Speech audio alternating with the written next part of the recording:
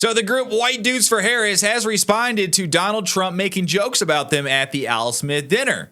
Now, if you guys have not seen these clips from the Al Smith dinner, go watch the clips. They're hilarious. I will play you this one because this one is relevant. I did a whole video on this earlier. Go check that out. This is Donald Trump absolutely roasting, destroying White Dudes for Harris. All of their man cards have been revoked. They have been publicly humiliated, publicly shamed. Only one spokesperson came forward and to show his face. All the rest of them are hiding under a rock now. But listen to Donald Trump absolutely annihilate this group. There's a group called White Dudes for Harris. Have you seen this? White Dudes for Harris. Does anybody know? Are some of you here? White Dudes for Harris doesn't sound like it. But I'm not worried about them at all because their wives and their wives' lovers are all voting for me. Every one of those people. It's just too good. It's too good. Donald Trump, I don't know who wrote that. I don't know if Donald Trump had any part in it. But whoever did that, just kudos. My hat is off to you. But this is a article in Newsweek. White Dudes for Harris responds to Trump's joke about their wives. Let's see what this has to say. This is going to get interesting. Leading members of the White Dudes for Harris, leading members, the ones that decided to show their face, the campaign group have responded to Donald Trump's joke about their wives at the Al Smith dinner. The former president, headlined the annual white tie event, which raises money for Catholic causes in New York City last night. Trump delivered a speech which made a series of jokes at the expense of Vice President Kamala Harris and other Democratic figures.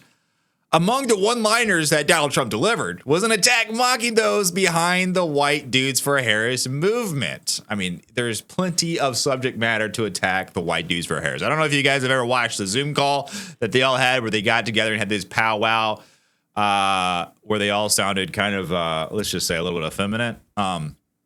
Plenty of subject matter to mock. But Tim Fullerton, who is an organizer at White Dudes for Harris, responded with his own attack against the former president. Okay, let's see what Tim Fullerton has to say. He says, I'm one of the White Dudes for Harris organizers. My wife would rather eat glass for a month than vote for that guy. Whoa.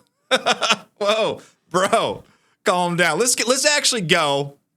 Let's go to this tweet. Let's see what it looks like. So let's check out Tim Fullerton. So this is Tim Fullerton, White Dudes for Harris organizer. This is what he said. I'm one of the White Dudes for Harris organizers. My wife would rather eat glass for a month than vote for that guy. And he did this. He did this in response to this quote. He quote tweeted this, where Bill Melgwin tweeted out this quote. So let's go check out this Tim Fullerton guy and let's see what he looks like. Yes, so this guy definitely has a wife whose lover is voting for Donald Trump. I think we can just confirm this. Just, the micro expressions say everything. The weird smile says everything. Total beta male, if you ask me. But let's continue on. Ross Morales Rackito added still plenty of time for persuasion conversations. Now, I have no idea what that even means. The White Dudes for Harris group was influenced by similar volunteer movements such as black men, black women, or white women for Harris. Very weird. Imagine Donald Trump had a White Dudes for Trump. That's what, if they had a Zoom call, he would be, the media would just have a field day with that. But this is where it came from. In July, a White Dudes for Harris Zoom call, which featured a host of celebrities and Democratic figures, raised more than $4 million for the vice president's 2024 campaign. Harris was not in attendance at the Al Smith dinner on Thursday because she was campaigning in Wisconsin. Wisconsin has a high Catholic population. So I think not going to this dinner was a big mistake. But, at the same time, it could have been strategic because every time Kamala Harris shows up to events like this or tries to act human, tries to have a human interaction, or tries to have a, say, interview with no teleprompter, even with the teleprompter, every time she does something like that, what happens to her polls? Most recently, Fox. The Fox News interview, totally devastating for Kamala Harris. So maybe they're just trying to play it safe. They know, if Kamala Harris shows up to this dinner, she's, the camera's going to be on her. The camera's going to be on Donald Trump. They might ask her to speak, say a few words. And if she does that, what happens to her poll numbers? In the absolute gutter where they are right now. So they really can't go much lower, but they would for sure. The vice president instead appeared via a video link in a sketch alongside comedian Molly Shannon, portraying her Saturday Night Live character, Mary Catherine Gallagher, a Catholic schoolgirl. And this was, I don't know why the Harris campaign insists on just being cringe.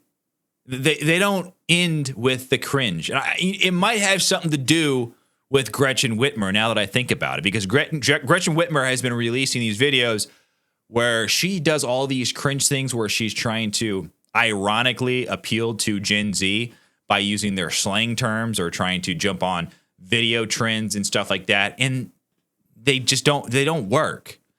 One of the most recent ones is the one where she puts a Dorito in that influencer's mouth. And she actually since came out and apologized for that video because it was extremely strange.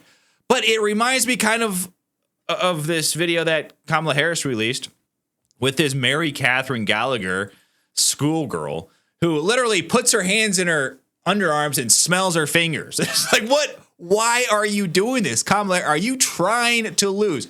Kamala Harris, are you trying to lose? I think maybe. So, yes, white dudes for Harris, very salty that their wives' lovers are voting for Donald Trump, as is their wives. And, I know this one guy says that his wife is not going to vote for Donald Trump. He said, my wife would rather eat glass for a month than vote for that guy. But I don't know.